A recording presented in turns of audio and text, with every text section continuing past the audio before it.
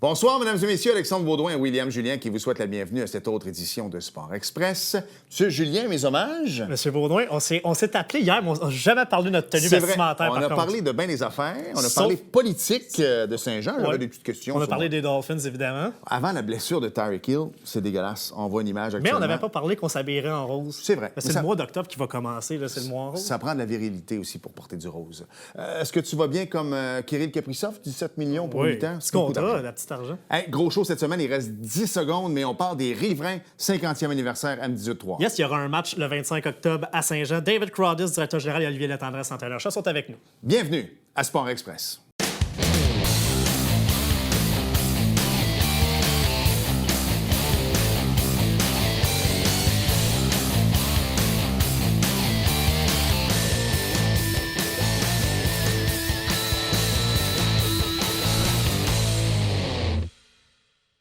Mon cher Will, on parle depuis quasiment un an et demi parce que Yannick, le président de la Ligue de hockey M18-3, là, ça se peut que je dise Midget 3, les boys, là, je suis désolé. On est de la vieille école. On est de la vieille école, nous autres. Mais on surfe beaucoup sur ce 50e-là. Yes. Et on est dedans, le 50e de la Ligue de hockey M18 du Québec. Et on a avec nous deux gars du Collège Charlemagne. Yes. Des Après riverains. un show Exactement. géant, show Là, c'est CCL. 100% CCL. Olivier Latendresse, qui est l'entraîneur-chef. Salut, Oli. Salut, ça va? Merci. Ben oui, très bien. Merci d'avoir accepté l'invitation. Et un gars qui ça fait longtemps que je n'avais pas vu, David Crowdis, est avec nous. Salut. En forme? Salut. Yes. T'as pas changé? Peut-être la barbe un petit peu plus blanche, mais c'est tout. Là, pour le reste, on n'embarquera pas là-dedans. Hey, les boys, je l'ai dit en entrée de jeu, 50 ans de la Ligue M18-3A. Puis pour les gens qui ne savent pas, maintenant, c'est les riverains du Collège Charlemagne. À l'époque, c'était, à mon âge, à moi, c'était les riverains du Richelieu. Là, c'était comme ça à Sorel. Belle histoire des riverains puis 50 ans de la Ligue aussi, Olivier. Oui, c'est une franchise de renommée là, avec SSF, Séminaire Saint-François, puis les Lions du Lac-Saint-Louis. Les deux aussi, ça fait 50 ans. Mais pour nous, c'est sûr qu'il y a beaucoup d'historique. Là, on a joué à Sorel en fin de semaine. On a revu des vieux visages des années 80. Il y a un match des anciens, d'ailleurs. Oui, il y a un match des anciens. Les gars étaient super excités, puis c'était le fun pour nous autres de les voir. Donc, je pense que ça allait aider aux joueurs de comprendre l'ampleur de l'organisation aussi. Là, c'est pas juste depuis 95, depuis qu'ils sont sportiums, c'est depuis les années 80, 76, je pense. Là. Fait que, c'est ça. C'est fou quand même. Tu sais, il y a des gros joueurs comme, mettons, il y a plusieurs gars qui ont joué dans le show, on va se le dire, mais il y a quand même, tu sais, souvent les gens disent « Ah, c'est bien, on parle tout le temps des gars qui ont joué dans la Ligue nationale et qui ont eu une carrière pro ». Mais vous avez formé des hommes, vous avez formé des gens qui travaillent comme avocats aujourd'hui, comme médecins, des plombiers, peu importe. C'est gratifiant aussi de voir, David, à quel point ces kids-là avaient 15 ans au départ, puis qu'aujourd'hui, ils en ont 45, 50, et qui ont bien réussi dans la vie, pas juste au hockey. Non, effectivement, dans tous les domaines. Là, en fin de semaine, Olivier a parlé, on a eu le match à Sorel. Il y avait M. Fillon, qui était le premier capitaine de l'histoire. Puis c'est ça qui parlait à quel point d'être capitaine puis d'avoir joué pour les riverains, là, 50 ans, ça l'avait formé, ça l'avait aidé là, dans son cheminement. Ben, vous, à votre niveau, c'est un de vos chevals de bataille aussi, pas juste former des bons joueurs, mais de former des êtres humains. Effectivement. Avec le collège, son travail, c'est le développement de la personne, développement au niveau hockey, développement académique, mais aussi au niveau personnel. 50 ans, c'est énorme. Olivier, toi, tu as joué, je pense, pour les riverains, avec ton frère également. Tu es de la nouvelle génération qui est un sentiment d'appartenance plus au niveau de CCL. Comment ça a été de recruter justement les gars qui ont joué à Sorel? Est-ce qu'ils ont encore ce niveau d'appartenance-là, vu que c'est au CCL maintenant? Est-ce qu'ils suivent encore de près les riverains? Bien, premièrement, on a le père de Tommy Leroux, un de nos joueurs, qui a joué à Sorel. OK. Donc, je te dirais que oui, là, les joueurs, ceux qu'on a vus en fin de semaine, étaient vraiment excités d'avoir un match d'anciens. Je pense que c'était pas arrivé dans le passé. Puis, lors du retrait de Pierre-Marc Bouchard, il y a 2 semaines, c'était tous les gars qu'on avait joués fin 90, début 2000. Puis, c'est toujours le fun de revoir les gars après 10-15 ans. C'est comme si on s'était jamais quittés. Puis, moi, j'ai pas pu jouer ce match-là, mais tous les gars qui ont joué là, ils étaient vraiment excités. Ils sont allés souper après le match, tout ça. Fait que, c'était vraiment le fun de revoir ça. Mais je pense que l'effet que la Ligue parle du 50e... les gars réalisent comment le temps passe vite aussi. Puis tu te retrouves, comme tu as dit, tu as des gars qui sont rendus à 40, 45 ans, 50 ans, qui ont passé dans les riverains et qui ont réussi dans la vie. Bien, c'est ça l'objectif du Midget 3. On parle de 50 ans. M18 3. C'est pas grave. C'est correct. On parle de l'erreur parce qu'on va la faire nous aussi. J'appelle encore l'impact, moi, fait que c'est correct. Oui, exact. Parfait. 50 ans, justement, parler, puis on a parlé, justement, Alex a parlé qu'il y a plusieurs bons joueurs qui ont joué là, des bâtisseurs aussi. Parlez-nous un peu vos festivités là, tout au long de l'année que vous allez avoir pour souligner les 50 ans des riverains? Ben là, on a un petit break. Là. On a commencé l'année, il y a le match d'ouverture. Après ça, il y a eu le retrait de Pierre-Marc Bouchard. Puis on a eu le gros match, le événement en fin de semaine qui était à Sorel. Là, on s'en va à Jonquière pour le week-end. Ça va faire du bien. Puis là, éventuellement, dans l'année, il y a d'autres matchs des anciens. Il y a le retrait du chandail du frère à Olivier, Guillaume Latendresse. Il va y avoir aussi un hommage à un ancien coach, là, M. Russell. Fait qu'on va faire ça là, durant la saison. Est-ce que c'est important pour vous autres de ramener vos anciens? C'est sûr que moi, j'ai un préjugé plus favorable avec Martin. Je le connais depuis que j'ai l'âge de 5 ans. Je sais qu'il avait quitté tout ça, les revenus comme entraîneur. Je sais pas s'il est revenu au M15-3. Ça se peut-tu? Il est encore dans ce M15-3? Exactement. Donc, vous l'avez ramené dans le giron. C'est important de redonner justement à ces gars-là parce que souvent on a tendance à l'oublier, mais c'est quand même l'entraîneur-chef qui a le plus de victoires dans le réseau, M18-3. Donc, de redonner. Je sais qu'Olivier, Guillaume, on le voit souvent à la télé, un petit peu moins dernièrement, mais ceci dit, c'est quand même un gars gêné. Quand tu arrives, tu te dis, hey, écoute. Guillaume a coaché aussi. Oui, il a coaché. Quand tu dis, je retire ton chandail, je suis convaincu que c'est pas genre de gars qui dit, ah oui, j'attendais après ça. C'est plutôt du genre, t'es sûr que tu veux vraiment faire ça? Comment tu as négocié avec Martin, qui n'est pas lui non plus très exubérant? Martin, moi, premièrement, c'est le premier coach que j'ai eu dans le hockey organisé, qu'on peut dire, avant le Bantam, tout ça, le Pee-Wee, c'est du hockey mineur. Donc, Martin, moi, je l'ai eu en 2001-2002, c'était sa première année comme coach. Puis il sortait de Gérard Gagnon, c'était pas évident non plus. J'ai connu Gérard aussi, donc c'est ça. Ben, moi, j'ai eu Martin la première année qui était head coach. Puis, veut pas, c'est le gars qui nous a enseigné les bases du hockey quand on a commencé. Autant à moi, mon frère, tu as eu Torrey Mitchell, Frédéric Saint-Denis, beaucoup de joueurs qui ont passé par lui. Puis les années après aussi, il y a eu des gars qui ont percé aussi. Là. Fait que c'est un gars qu'on voulait ramener à l'organisation. Puis de plus, il travaille au scolaire aussi, au collège. Il est avec nous autres quasiment tous les jours depuis que je suis là. Je trouvais que ça faisait un non-sens qu'il ne travaillait pas pour nous. Mais là, le fait de le ramener avec nous, on est sûr du développement des jeunes en bas, dans le fond, au M15 Elite. Ah, exactement, c'est une belle continuité. Tu te dois avoir une belle relation avec lui aussi. Oui, c'est sûr. C'est sûr, au début, c'était bizarre, parce que Martin m'a coaché quand j'avais 15 ans, puis on s'est perdu de vue. Là, je suis parti quasiment à 20 ans. Donc, quand on s'est revus, 5-6 ans, j'ai commencé à coacher. C'est sûr, j'avais des questions pour lui. Même chose pour Jean-Daniel Saint-Martin qui est encore là. JD, oui, exact. JD est encore là. Fait que, c'est des gars que je me sers beaucoup comme coach. Ils ont plus d'expérience que moi, veut pas, dans le coaching. Fait que c'est le fun de les avoir autour de nous. Je veux qu'on revienne à ton frère. Ça a-tu été une histoire familiale? Comment vous y avez annoncé de dire on retire ton chandail? C'est quand même gros, là. Oui. Honnêtement, on a été en dehors de ça. On a des amis pas, qui travaillent dans l'école. Puis ça a été bien fait. Là, ça a été vraiment secret. Ils sont allés le voir dans sa ligue de garage après la game. Puis il n'était pas au courant pantoute. Puis le monde qui était au courant, ils m'en ont pas parlé. Fait que moi non plus, je savais pas. OK, ça a été une surprise pour vous autres aussi. Là. Je ne pouvais pas m'échapper. Non, c'était parfait. Il était super content. C'est pas... Quand tu joues au hockey, tu ne penses jamais avoir ton chandail serré. C'est pas ça l'objectif. Puis, il l'a eu déjà à Drummondville. De l'avoir avec les riverains, je pense que c'est une saveur différente parce que c'est comme le dernier niveau que tu joues vraiment avec tes chums. Tu grandis du novice au midget 3A. C'est vrai que ça reste territorial. Exact. Quand tu arrives junior, c'est une business. Oui, définitivement. C'est pas le même feeling que de faire tirer midget 3A. Donc, il est super content. Puis on a un match d'ancien avant son retrait aussi. Il va être content de voir les boys. C'est quoi l'importance, David, mettons, de justement rendre hommage à ces gars-là qui ont été des piliers du programme puis qui ont eu des belles carrières puis que les gens peuvent s'identifier peut-être plus à Guillaume qui est connu, puis à Marc Bouchard, c'est un nom qui est connu aussi. C'est quoi l'importance pour un programme de niveau midget 3A, scolaire comme ça, pour vous de rendre hommage à ces gars-là? En tant qu'organisation, je pense, puis le 50e, c'est la plateforme parfaite pour aller chercher les anciens. Je pense que si on fait juste regarder ce qu'il faut aux États-Unis, là, juste au niveau universitaire, tout le monde va voir les anciens, puis on ramène les anciens.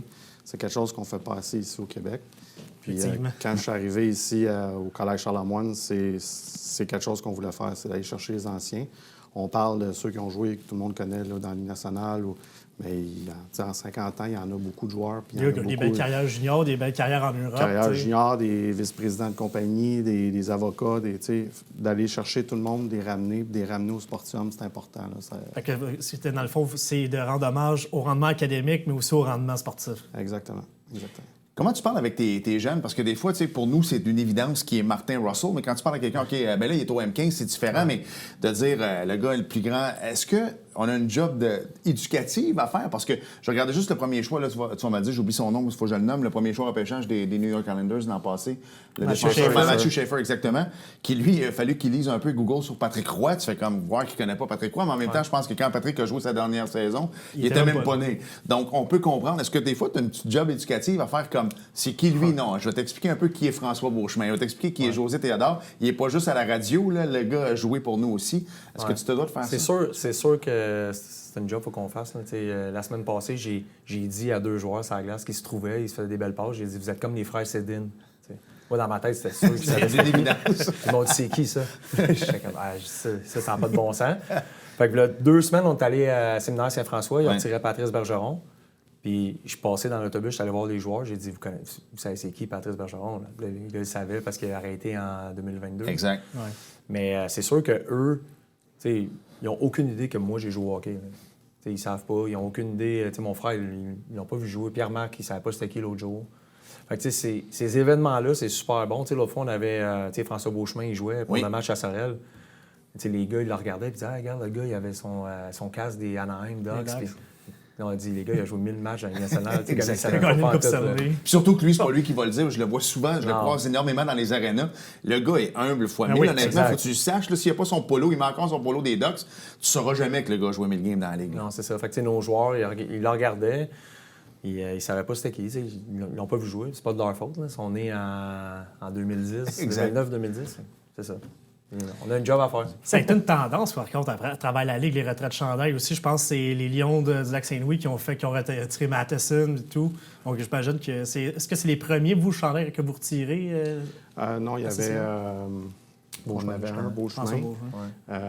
Puis, je pense que c'est ça. Beauchemin. Il y en avait un aussi à Sorel. Je pense qu'il y avait des chandails retirés à Sorel. Mais au Sportium, c'est le 2e puis le 3e. L'importance d'aller jouer à Sorel pour vous cette année, est-ce que c'était quelque chose que vous aviez déjà en tête de dire, vu que les riverains du Richelieu, ça part de là, il faut justement dans le 50e rendre hommage au départ de l'équipe? Au départ, où ça a parti, c'est exactement. Puis ça a été fait avec Yannick Lévesque là, de la Ligue. Là, donc, les deux. Puis c'était les Gaulois aussi. Là, parce qu'il faut se rappeler qu'avant, quand on commençait les Gaulois, les Riverains, c'était le même territoire, c'était une équipe. Fait que de jouer contre les Gaulois à Sorel, ça avait une saveur. Oui, exact. Qu'est-ce que ça t'a amené, toi, Olivier, en terminant le Midget 3? Parce que tu as fait partie de ça, tu as joué en Europe. Souvent, c'est les premiers longs voyages en autobus, que l'autobus ne part pas, que tu es pogné 2 heures de plus, tu es pogné dans une tempête de neige, tu peux pas revenir à la maison. C'est les premières années, vraiment, où tu te forges un certain caractère, que quand tu arrives en Europe, peut-être un vol, je sais pas moi, en Suisse, puis là, tu te rappelles, hey, j'ai vécu ça, moi, quand j'avais 15 ans, ça m'a aidé dans ma vie. Jusqu'à quel point ces années-là, de 15-16 ans, au collège, t'aident à être le coach ou l'être humain que tu es aujourd'hui? Ben, ça l'aide beaucoup. Là. C'est sûr que, je vais prendre l'exemple, on s'en va à Jonquière en fin de semaine. Je sais que tous les joueurs de 15 ans, ils n'ont pas dormi à l'hôtel. Ils n'ont jamais pris un autobus en équipe sans leurs parents.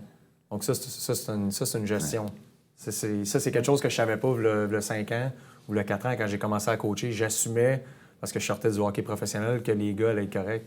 Quand on arrive à l'hôtel, tu as les couvre-feux à checker. Ouais. C'est ça. C'est comme dans l'autobus, les gars, il faut qu'ils se gèrent aussi. Ils ne peuvent pas être sur leur cellulaire pendant 6 heures pour arriver prêt pour le match. C'est impossible. Donc, c'est toutes ces petites gestions-là que les gars vont apprendre en fin de semaine. Mais en même temps, il faut mettre de l'eau dans notre vin aussi puis comprendre que les gars ne l'ont jamais vécu. C'est leur première expérience dans un cadre d'équipe professionnelle, si tu veux. Là. Donc, c'est sûr qu'en tant que coach, ça m'a amené cette expérience-là de comprendre la réalité des jeunes aussi avec l'école, avec... en plus, les temps changent à l'époque où toi, tu as joué, puis maintenant aussi. Oui, exactement. On est super bien structuré avec l'école. Là. Ça, c'est un autre point que... On a une conseillère pédagogique, Mme Bélanger. Oui, ça a complètement changé. Elle est super proche des gars. Nous autres, dans le temps, on s'en allait à Amos, puis on écoutait. T'as oublié tes livres de... C'est pas grave, aujourd'hui, on a des périodes d'études en montant. En montant à Jonquière, on va avoir une période d'études. Donc, c'est sûr que les gars, il faut qu'ils apprennent à gérer leur temps libre. Ça, c'est la plus grosse affaire quand ils arrivent midget 3. C'est plus du hockey mineur que tu manges ta poutine après la game et que tu slush à la lime. Il faut que tu sois un petit peu plus sérieux. Ça marche plus, ça, ça marche plus. Colin, faut que tu sois un petit peu plus sérieux. Hey, David. Il y en a encore un rabastalière, par contre. C'est excellent. On s'arrête le temps d'une courte pause. Après ça, il y a un match qui s'en vient ici le 25 octobre. Je veux qu'on parle un peu de votre club parce que vous avez une belle équipe à aller voir sur la glace. Donc, on s'arrête le temps d'une courte pause. On poursuit avec Olivier et David sur les 50 ans des Riverains Bougez pas.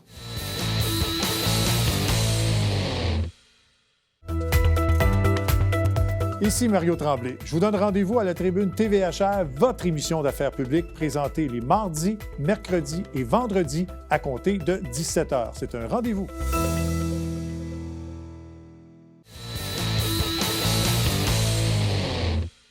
Nous sommes de retour avec David et Olivier pour parler des 50 ans des Riverains et du match qui s'en vient ici le 25 octobre prochain. Yes. Je veux qu'on parle un peu de votre équipe également. Puis là, je vais saluer mon boss Daniel. Pour savoir quel genre d'équipe qu'on aura au Colisée. Je vais saluer mon boss Daniel parce qu'il dit qu'il faut absolument que tu parles de mon neveu Frédéric. Je veux qu'on parle de Frédéric Aymon, mais mon point, je vais vous dire où je m'en vais avec ça, c'est que Frédéric est le bel exemple de... Tu peux prendre n'importe quel chemin pour te rendre au Midget 3 maintenant. Tu sais, le gars jouait à de la Magdeleine tout le temps, on s'entend. C'est peut-être pas l'école la plus Hollywood pour dire qu'un jour tu vas jouer dans la Ligue nationale, mais le gars s'est fait repêcher quand même junior majeur, s'est fait retrancher du Drakkar, arrive avec vous autres, bon début de saison, 7 points en 5 matchs.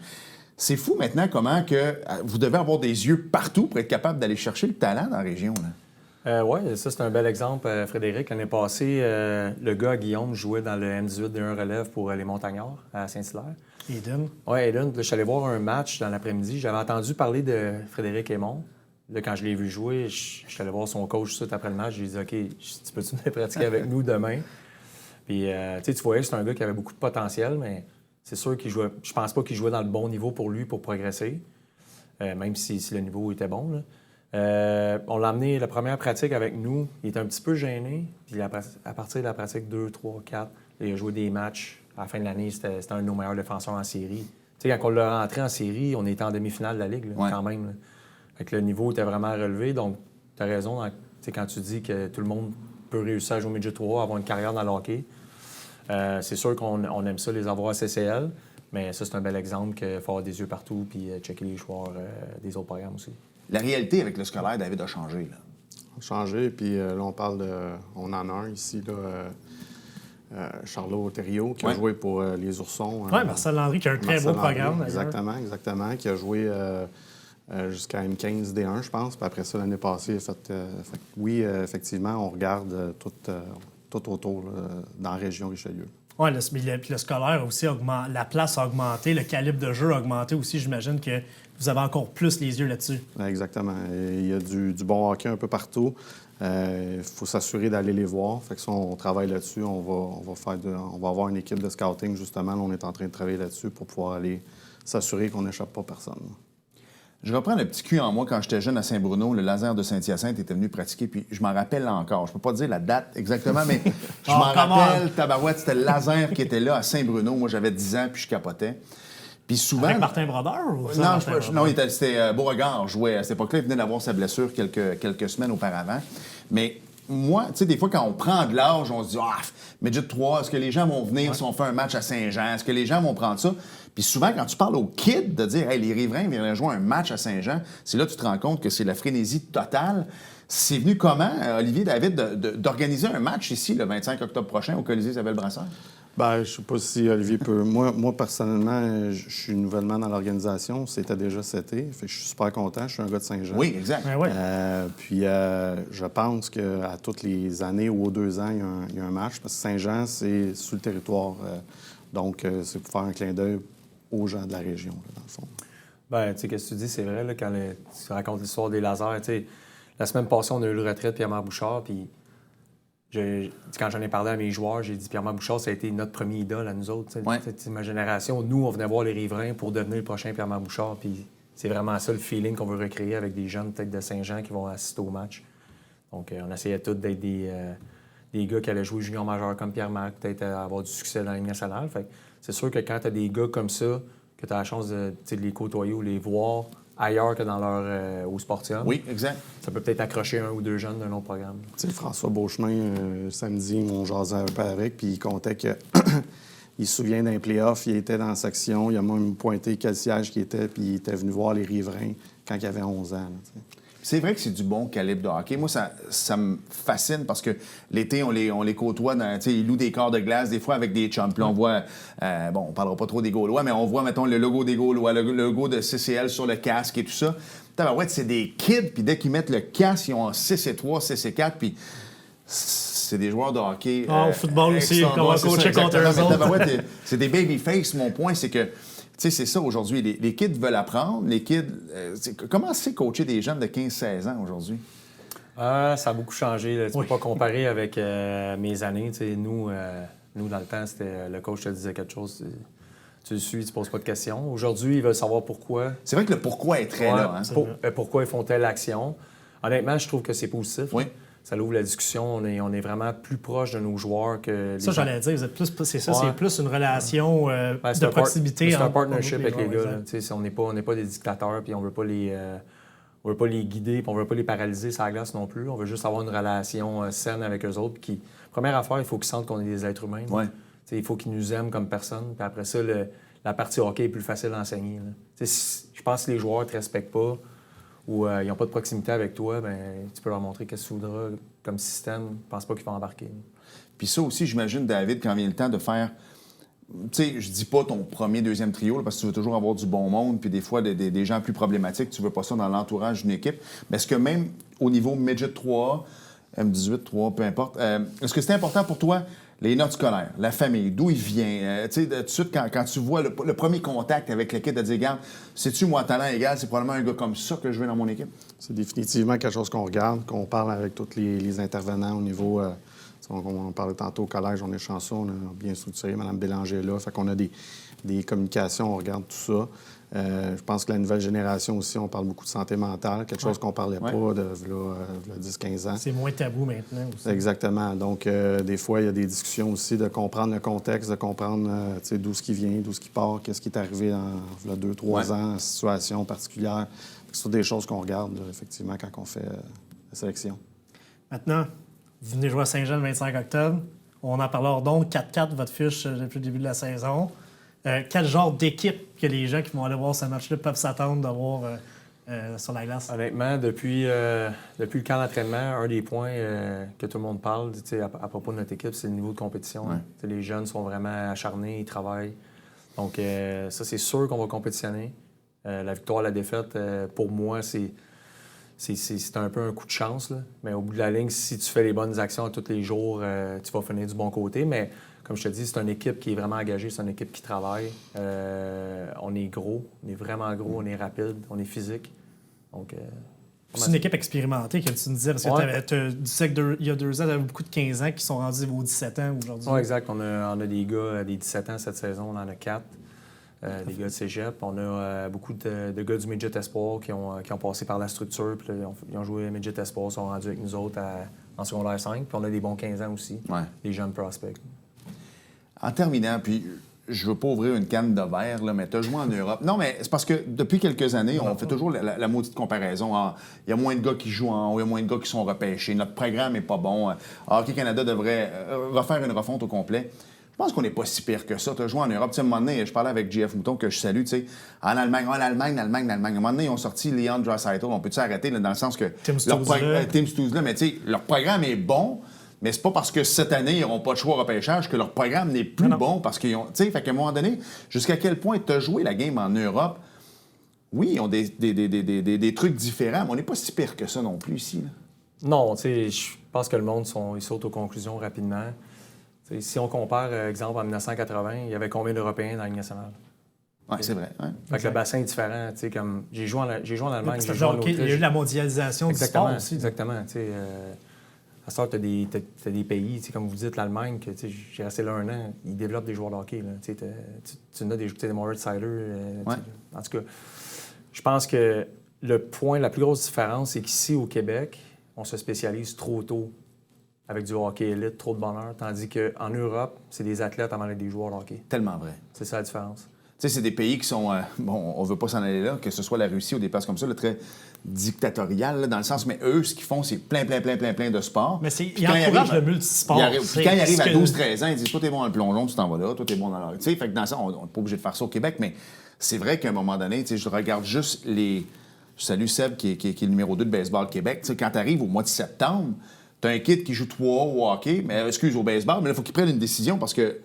Mais tu veux pas l'empêcher de jouer au baseball. C'est sûr que est-ce que c'est quelque chose que vous encouragez justement à vos étudiants athlètes de spécialiser, pas nécessairement de spécialiser dans plusieurs sports, mais de toucher à plusieurs sports?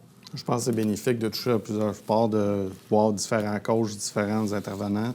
Je pense que c'est vraiment important. Je sais pas si... Ouais, ben, tu sais, moi, j'ai 2 garçons aujourd'hui. Là. J'en ai un de 8 ans qui joue pas au hockey.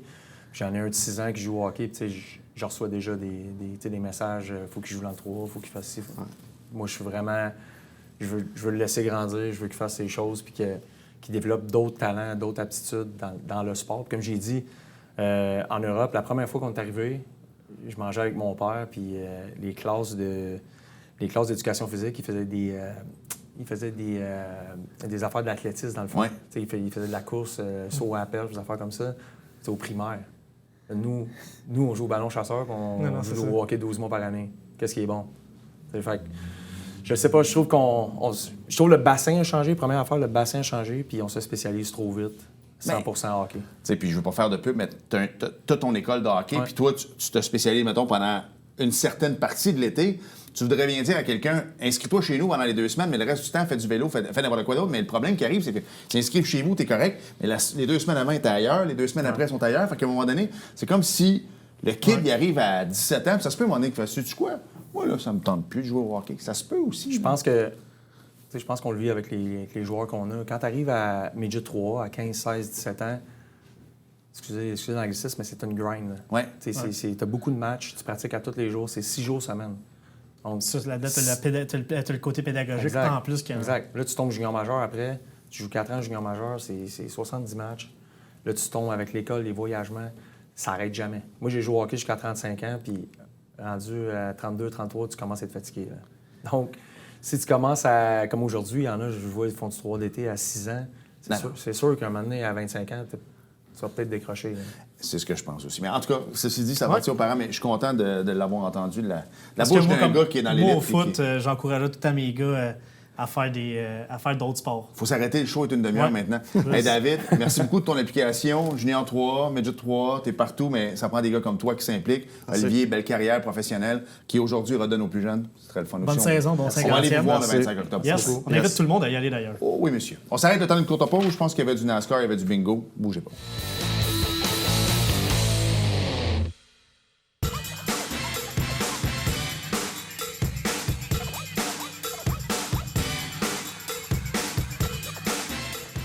Dimanche, 9h30, Télé Bingo, on vous attend.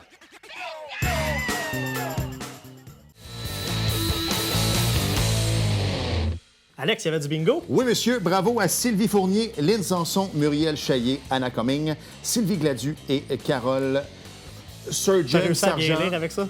En fait, mets ça. Tu vas voir, tu vas comprendre pourquoi que je réussis à lire. Là, Il y avait là, donne-moi ça, je verrai plus rien, Ray Charles.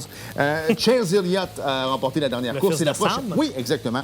Et la prochaine course, c'est le Roval de Charlotte. Hey, merci Alex. Merci, William. Merci à vous d'avoir été là. Et à la semaine prochaine. Bye bye. Télévision du Haut-Richelieu. Notre région, votre télévision.